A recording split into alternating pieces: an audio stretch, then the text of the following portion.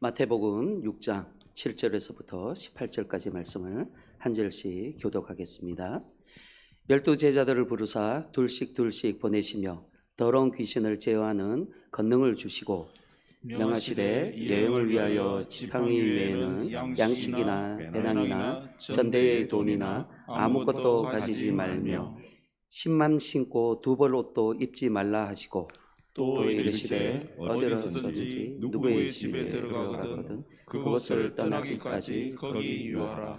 어느 곳에서든지 너희를 영접하지 아니하고 너희 말을 듣지도 아니하거든 거기서 나갈 때에 발 아래 먼지를 떨어버려 그들에게 증거를 삼으라 하시니 제자들이 나가서 회개하라 전파하고 많은 귀신을 쫓아내며 많은 병자에게 기름을 발라 고치더라.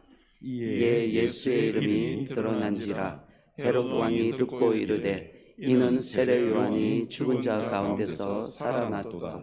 그러므로 이런 능력이 그 속에서 일어나느니라 하고 어떤 이는 그가 엘리야라 하고 또 어떤 이는 그가 선지자니 옛 선지자 중에 하나와 같아 하되 헤롯은 듣고 이르되 내가 목된 요한 그가 살아났다 하더라. 함께 봅니다. 전에 헤롯이 자기가 동생 빌립의 아내 헤로디아에게 장가든 고로 이 여자를 위하여 사람을 보내어 요한을 잡아 옥에 가두었더니 이는 요한이 헤롯에게 말하되 동생의 아내를 취한 것이 옳지 않다 하였습니다. 아멘. 담임 목사님 나오셔서 인생 여행길에 남는 것이라는 제목으로 말씀 전할 때 많은 은혜 받으시길 바랍니다.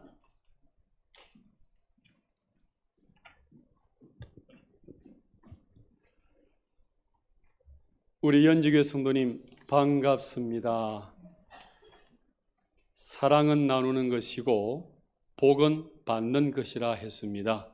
오늘 이 성전에서 예배드리는 우리 모든 연지교회 성도님 가정 가운데 하나님의 복이 가득 넘쳐나시기를 주의 이름으로 축복합니다.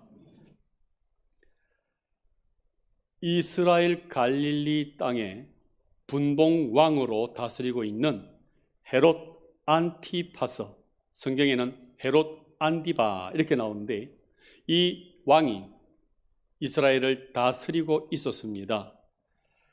동생 빌립의 결혼식이 있어서 성대한 잔치 가운데 결혼식에 참여했는데 이 동생 아내가 너무 이쁜 거예요. 춘향이처럼. 그래서 자기가 왕이다 보니까 저 동생 아내를 제수시지요. 저 어찌 뺏어가지? 이 생각을 하게 된 거예요. 아주 악한 왕이죠. 그래서 동생을 콱 누르고 그냥 뺏어가 버린 거예요. 이렇게 뺏어가서 아내 재혼을 해서 살다 보니까 주변에서는 아무 말도 못하는 거예요. 왜냐하면 이 악명 높은 왕을 향하여 비난한다든지 똑바로 하라고 얘기할 사람이 아무도 없거든요. 그때 혼련이 누가 일어나냐 그러면은 하나님의 사자 복음을 전하던 세례 요한입니다. 이 세례 요한이 이 하나님의 나라에 이 이스라엘 땅에 이 불법을 행하는 자는 당장 중지하라고 이 하나님의 말씀을 그들에게 전개했습니다. 그러니까 이 헤롯 왕 입장에서는 기분 나쁘게 네가 나한테 그런 말을 해?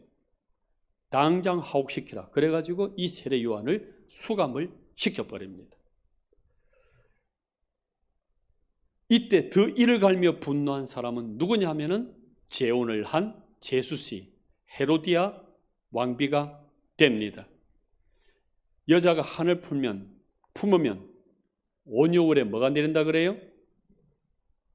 저는 우박이 내릴 것 같아요. 사사건건 호시탐탐 노리고 있습니다. 어느 날 이 헤롯 왕이 생일 잔치가 있었는데 무희 여자 하나가 나오더니만 너무 춤을 잘 추는 거예요. 아마 어깨끈을 살짝 흘리고 아주 막 요염하게 그냥 아리까리하게 막 친 것 같아요. 모든 사람들이 홀려갖고 감탄을 하고 있는데 이 헤롯 왕도 황홀경에 들어가가지고 네가 너무 잘했다. 이렇게 잔치를 축하해 주니 고맙다. 그 여자가 재혼한 여자의 딸인 거예요. 자기 딸이 되는 거죠. 그래서 얘기를 합니다. 내가 니한테 뭐든 줄게. 나라의 절반이라도 떼줄게. 말해봐라. 그때 이미 이 딸은 엄마랑 얘기가 다 되어 있는 거예요. 네가 아버지가 이런 말 하면 이렇게 요구해라 해서 그 요청한 말이 뭐냐 그러면 이거예요. 아버지 기쁘셨습니까? 그렇다면 쟁반 위에 세례 요한의 목을 담아 주십시오. 이 끔찍한 살인을 해야 되는데, 그러나 이 궁중 안에서 공적으로 내뱉은 약속이고 말이기 때문에 철회가 안 되는 거예요. 알았다. 당장 시행해라. 그렇게 이 왕은 그 허영심, 허세, 이것 때문에 자기가 망하고 선지자를 죽이는 큰 과오를 범하게 되어집니다. 남자들은 한 번씩 과시하고 싶은, 허세를 부리고 싶은, 술 한잔 들어가게 되면 내가 이런 사람이다 하고 막 허세를 떨고자 하는 이런 마음들이 더 잘 찾아가요. 왕으로 임명된 것이 자기 권세이냐, 내 것이냐, 이 힘이, 이 능력이, 이 재력이 내 것이냐, 그렇게 자기를 과시한 이 허세, 이 허영심, 이것 때문에 결국은 남 망해버리는 일이 발생하게 된 것입니다. 그래서 왕이 궁중 안에서 공적으로 발표한 말을 처리할 수가 없어서 그대로 참수형으로 목을 베어서 세례 요한을 죽여버립니다. 이때 죽었다는 이 소식을 듣고 예수님의 반응이 어떠냐 하는 거예요. 예수님을 전가하고 복음을 전가하다가 그렇게 참수형을 당했는데 예수님 어떻게 하셔야 돼요? 분노하셔야 되잖아요. 대무대를 이끌어서 궁중을 부수어야 되잖아요. 예수님 반응 볼까요? 가만히 침묵합니다. 마태복음 14장 12절 보십시오. 같이 읽습니다. 시작. 요한의 제자들이 와서 시체를 가져다가 장사하고 가서 예수께 아뢰니라. 아뢰니라. 이걸로 끝나요. 예수님은 조용히 침묵합니다. 아무 말도 안 하시고 그냥 마음에 딱 담아두고만 있습니다. 오히려 잡히고 포로로 가고 죽기를 기다렸다는 듯이 이 예수님은 활동을 시작합니다. 마가복음 1장 14절 보시겠습니까? 같이요. 시작. 요한이 잡힌 후 예수께서 갈릴리에 오셔서 하나님의 복음을 전파하여. 잡히기를 기다렸다가 일어나서 복음 전파하기 시작을 합니다. 죽기를 기다렸다가 웅크리고 있다가 죽으니까 일어나서 복음을 전하고 있습니다. 왜 침묵하고 죽기를 기다리고 있었습니까? 그것은 세례 요한처럼 자신의 죽음을 심중에 그리고 있는 거예요. 생명의 빛이 살아나려 그러면은 누군가가 죽어야 돼요. 영혼이 살아나라 그러면은 이 죄가 죽어지는 그 일이 있어야 되는데 세례 요한이 그것을 보여주고 있는 것이고 예수님도 곧 이 생명을 살리기 위해서 그 죽음의 자리로 들어가야 될 것을 심중에 꼭꼭 깊이 그리고 있는 것입니다. 그러면 이 세례 요한이 목숨을 걸고 복음을 전거했는데 보상이 뭐예요? 하나님 나라를 위해서 복음을 전거하기 위해서 그렇게 목숨 걸었는데 주어진 하나님의 보상이 뭐예요? 그거는 머리가 잘리는 참수형입니다. 27절 28절 보십시오. 왕이 곧 시위병 하나를 보내어 세례 요한의 머리를 가져오라 명하니 그 사람이 나가서 옥에서 요한을 목 베어 그 머리를 소반 쟁반에 얹어다가 소녀에게 주니 소녀가 그 어머니에게 갖다 주면서 잘했어 이 선지자를 죽이는. 그래서 마지막 죽음의 모양이 비참해요. 저주스러워요. 실패 인생 같아요. 이게 기독교인이라면, 이게 하나님을 믿는 자의 삶이라면 이걸 누가 따라가겠습니까? 그런데 보십시오. 선지자가 죽었는데 하나님 결제 없이 되었을까요? 한 생명이 죽었는데 복음을 전가하던 이 제사장이 죽었는데 하나님의 결제 없이 허락 없이 죽었겠습니까? 하나님이 결제하신 것이고 허락하신 것입니다.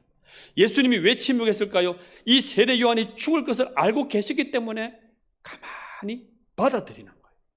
더 할 말이 없기 때문에 잘 죽은 것이라고 용인을 하고 있는 것입니다. 그래서 이 세례 요한의 죽음을 통해서 우리에게 주시는 메시지가 있는데 그게 무엇입니까? 이겁니다. 마지막 죽음의 모양이 중요한 것이 아니라 그 죽음의 의미가 중요하다는 것을 말하고 있습니다. 우리가 죽을 때요, 나이가 차서 안방에서 조용히 가시는 이것이 복은 아닙니다.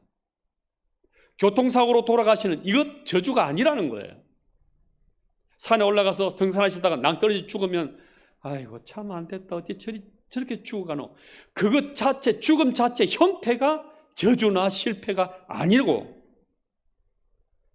무엇을 위해 죽느냐가 중요하다는 것을 말하고 있는 거예요. 편하게 죽었느냐, 비참히 죽었느냐, 이것은 한국에서 유교적으로 평가하고 비참하니 망한 집안이, 저주받은 집안이 이렇게 말하는 것이지, 하나님께서는 그게 중요한 방식이 아니라는 거예요. 그가 어떠한 삶을 살았냐, 이게 중요하다고 하나님께서는 평가를 내리고 있다는 것입니다.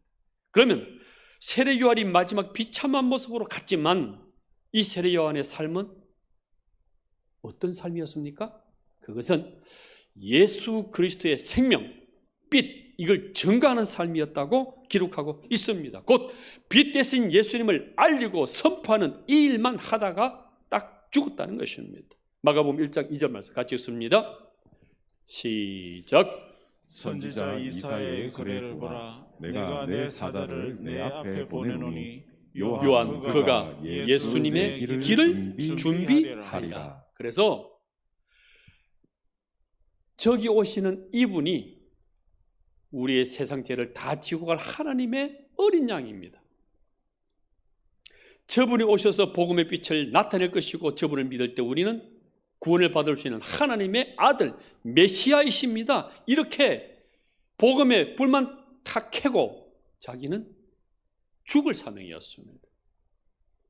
600년 전에 이사야를 통해서 예언하셨던 그분이 바로 이 메시아 아들, 하나님의 아들 예수님이십니다. 이렇게 복음만 증거하고 자기는 딱 꺼지는 사람인 거예요. 사명이. 그래서 복음의 불만 탁 켜고 자기는 사라지는 거예요. 그런데 복음의 불을 켜놓고 계속 서 있으면 어떻게 돼요? 그 복음을 가릴 뿐만 아니라 자기가 드러나고 자기를 알리는 일이 되는 거예요. 그래서 빨리 죽어야 되는 거예요. 남아있을수록 예수님의 복음이 가려집니다. 빛을 밝혔다면 이제 자기는 죽어야 되는 거예요. 그래서 하나님이 참수형이라는 참 역적들이 죽어지는 이런 비참한 모습이었지만 그 복음의 역할, 복음의 빛을 밝히는 삶을 다 했기 때문에 하나님이 불러 가신 것일 뿐이라는 것입니다. 그리고 예수님께서는 말씀하십니다. 이 세례 요한이야말로 이 땅에서 가장 큰 자였다. 그 업적을 칭찬합니다. 마태복음 11장 읽어볼까요? 시작. 내가 진실로 너희에게 말하노니 여자가 낳은 자 중에 세례 요한보다 더 큰 이가 일어남이 없도다. 이 땅에 가장 큰 자는 세례 요한 맞다. 이렇게 평가하고 있는 것입니다. 여러분, 우리는요 언제 하나님이 불러가실지 몰라요. 제가 아침마다 우리 딸을 위해서 기도해 주면서도 이 생각 한 번씩 해요. 언제 누가 먼저 갈지 모른다. 오늘 하루 최선을 다해서 학교 보내는 거고 사랑하는 거고 섬기는 거다. 아내가 먼저 갈지 남편이 먼저 갈지 우리 몰라요. 그런데 어떤 모양으로 죽든지 간에 무엇을 위해서 살았냐? 무엇을 남겼냐? 이것이 정말 중요한 그 인생에 남기는 거라는 것입니다. 여러분이 다 죽었을 때에 여러분의 자녀들이 우리 아버지 엄마는 진짜 복음 증거했어. 이 생명 살리려고 그렇게 기도하고 찾아가고 선물 주고 참고 정말 이 복음을 남기려고 했다. 이러한 평가를, 이런 것을 남기는 저와 여러분 다 되시기를 예수님 이름으로 축복합니다. 두 번째는요, 이 세례 요한 사건이 마가복음 1장, 6장 1절로 시작했다가 30절에까지 이어지는데 그 중간에 토막을 내가지고 쏙 들어온 사건이 세례 요한 죽음 사건이에요. 제자들에게 복음 전도 여행을 시키게 하시다가 탁 잘라갖고 샌드위치처럼 중간에 들어온 기록한 사건이 세례 요한 사건이에요. 그러니까 무슨 뜻입니까? 세례 요한 이거는 바로 제자들이 복음 전가하는 이 삶과 똑같은 동일선상에 있는 거라는 거예요.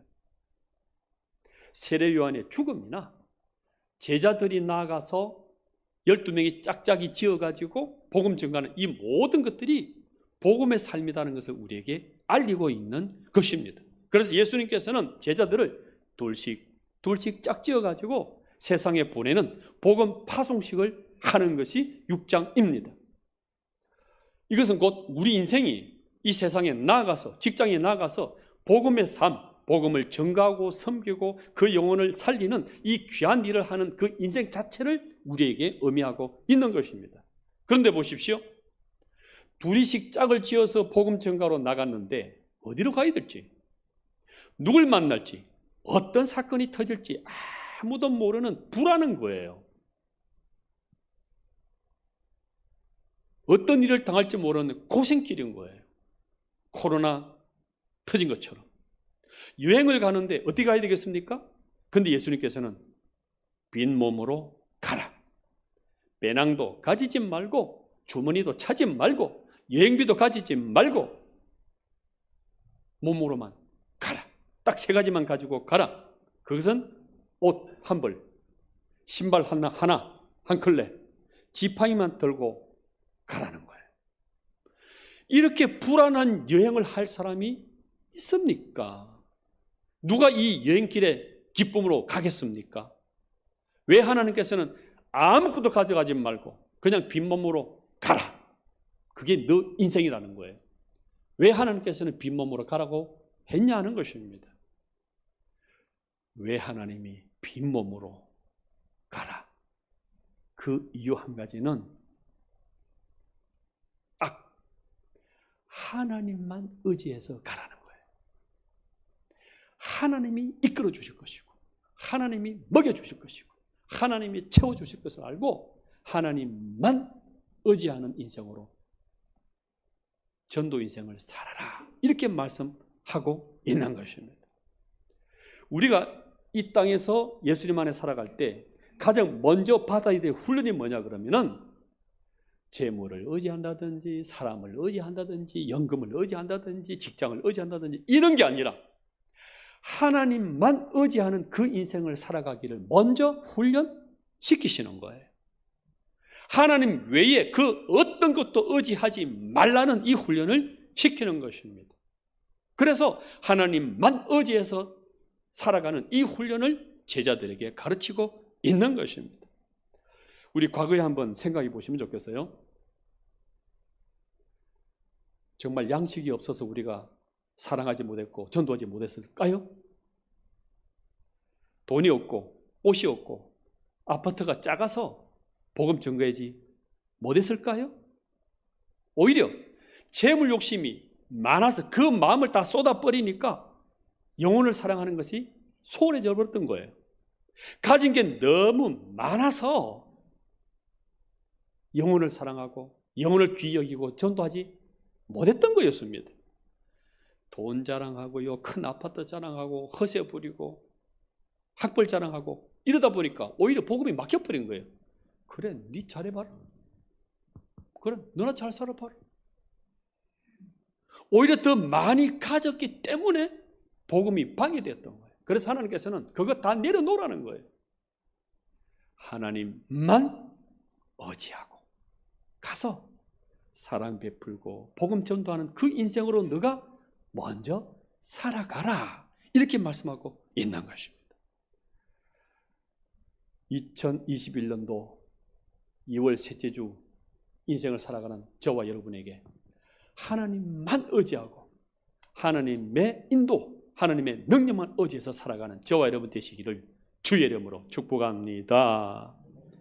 이렇게 가서 사랑을 전하면서 생명을 전하면서 섬기는데 거부하고 반대하는 자들이 있을 거예요. 니나 교회 다녀. 예수님이 뭔데?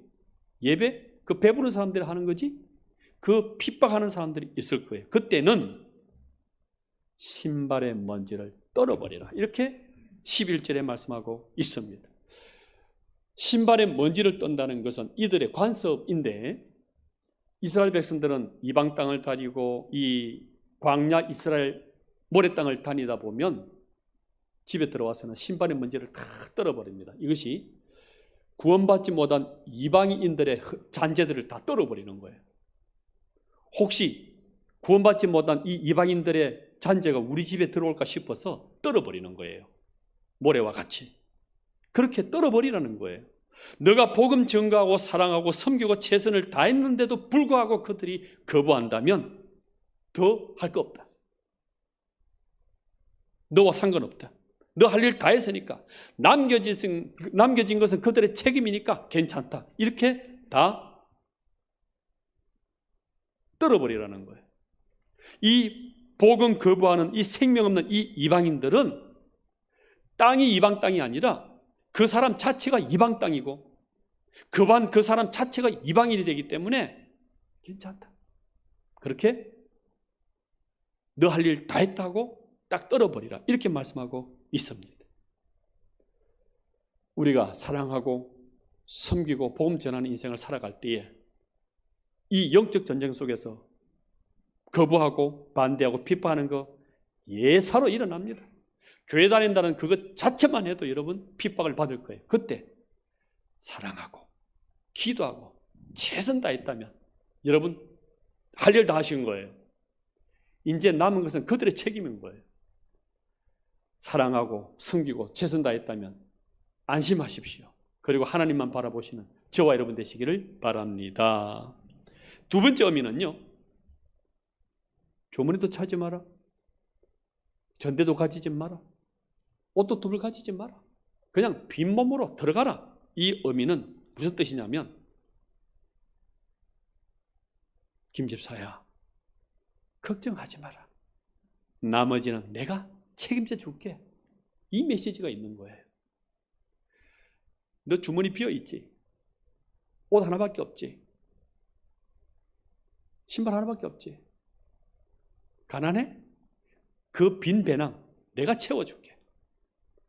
네가 복음 증거하는 삶의 현장에 갔을 때 내가 채워줄게. 걱정하지 마라. 이 메시지를 주고 있는 것입니다. 우리 인생은요 하나님이 보내신 인생이기 때문에 하나님이 책임지셔야 돼요. 우리 자녀들이 오빠 옷 하나 사줘. 파마 조금 해야 되겠는데 2만 원만 줘. 그거 줘야 돼요. 왜요? 우리 자녀이기 때문에. 오빠 요 책 팔면 요즘 그 당근 그 뭐 앱 속에서 파는 게 있다 해요. 책 파는데 한 3권 파는데 4,000원 된대요. 요거 단감동에 그 사람이 갖다 주면 사겠다고 그래. 아빠 같이 가자. 많은데 책 팔아야지. 얼마? 한 3, 4천 원 준대. 야 가는데 기름값 들고 가는데 시간 걸리고 이 말라 그러냐? 아 그래도 재밌잖아. 이 버리는 것보다 파는 게 좋잖아. 가지. 그래 가자. 딸이기 때문에 그냥 도와주는 거예요. 뭘 요구하든 책임지는 거예요. 그게 아버지 역할인 거예요. 하나님께서 우리를 이 땅에 보내실 때 내가 선택하지 않았어요. 부산에 나든 경남에 나든 전라도 나든 평안도 나든 하나님이 이 땅에 보내주신 거예요. 그리고 직장도 하나님이 보내주시는 거예요. 내 인생이 내 것이 아닌 거예요. 그래서 하나님께서 보내시고 난 뒤에 그것을 책임져 주시는 것이 빈몸으로 빈 주머니로 세상을 향하여 가라. 이렇게 말씀하고 있는 것입니다. 독일이나 중국 대사관 대사로 가는 사람들이 있는데 이 사람들은요, 국가가 보냈기 때문에 국가가 책임져요. 너는 대한민국 알리는데, 대한민국 국가의 국익을 도모하는데 최선만 다해라. 다 준다. 집도 주고요, 대사관 직장도 주고요, 자녀들 대학 등록금도 주고요, 생활비 주는데요, 특수 근무지 수당까지 붙여갖고 가득가득 줘요. 왜요? 국가가 파송했기 때문에. 그래서 다 책임지는 거예요. 그런 것처럼 하나님이 우리를 부르시고 우리를 이 세상에 보내신다면 하나님이 마땅히 책임진다는 거예요. 그래서 하나님이 책임지는 것을 네가 경험해라. 더 풍족히 채워주는 것을 네가 체험해라. 그래서 빈몸으로, 빈 주머니로 그렇게 우리에게 가라. 이렇게 말씀하고 있는 것입니다. 채우시는, 공급하시는 이 하나님을 경험하시는 저와 여러분 되시기를 주의 이름으로 축복합니다. 그래서 알으십니다. 이 불안한 여행 가보겠습니다. 이 가난하고 가진 게 없는데 이 되겠습니까? 그래서 갔어요. 갔더니만 어떤 일이 일어납니까? 어떤 열매가 맺힙니까? 12절 13절 같이 읽습니다. 시작. 명하시되 저들이 나가서 회개하라 전파하고 많은 귀신을 쫓아내며 많은 병자에게 기름을 발라 고치더라. 아멘. 가서 이 복음을 전가하니까 귀신이 떠나가는 축기가 일어나고요, 치유, 질병이 고쳐지고요, 권능이 임하는 이런 일들이 막 일어나기 시작하는 거예요. 이 복음 전가하는 그 삶의 현장 속에서 하나님이 그 권능으로 함께 하시고 치유하시고 고치시고 응답해 주신다는 것을 우리에게 말씀해 주고 있는 것입니다. 그래서 우리는 권능 얻어보려고 어디 찾아다니지 마십시오. 어디 고쳐보려고 치유해보려고 어디 막 다니고 하는 거 그거 안 하셔도 돼요. 쫓아다니지 말고 가정에서, 직장에서 이 복음 전가하는 삶을 살아보십시오. 그때 하나님이 축기도 일어나고요, 응답도 일어나고요, 기적도 일어나고요, 치유도 일어날 줄 믿으시기를 바랍니다. 이렇게 하나님의 복음 붙잡고 하나님을 경외하고 하나님 말씀 붙잡고 살아가는 이 의인의 삶을 살아가게 되면 하나님이 보너스도 준다는 거예요. 이 복음 증거하는 삶을 더 잘 살도록 보너스를 주신다 하십니다. 그 보너스 한번 볼까요? 잠언 13장 22장 같이 읽습니다. 시작. 선인은 그 산업을 자자손손에게 끼쳐도 죄인의 재물은 의인을 위하여 쌓이느니라. 겸손과 여호와를 경외함의 보상은 재물과 영광과 생명이니라. 할렐루야. 그래서 하나님 안에서 복음 증거하는 삶을 살아가는 그분은 부자가 돼요. 기독교 국가 다 보십시오. 독일, 러시아 정교회가 들어갔던 소련 다 부강해져요. 복음의 빛이 들어가는 곳곳마다 다 일어나요. 대한민국 커피숍보다도 십자가 더 많다 하잖아요. 복음이 들어가는 곳마다 이런 부유함이 일어나는 거예요. 이 복음을 더 잘 전가하라고 하나님이 자리, 직장, 재물, 보너스로 주신다고 이렇게 말씀하고 있는 것입니다. 여러분, 이 직업이나 재물, 학벌, 권세 이것 자체는 복이 아니에요. 이것 자체가 우리가 목표도 아니고요, 이것 자체의 성공 아니에요. 그건 세속적인 사람들이 말하는 거예요.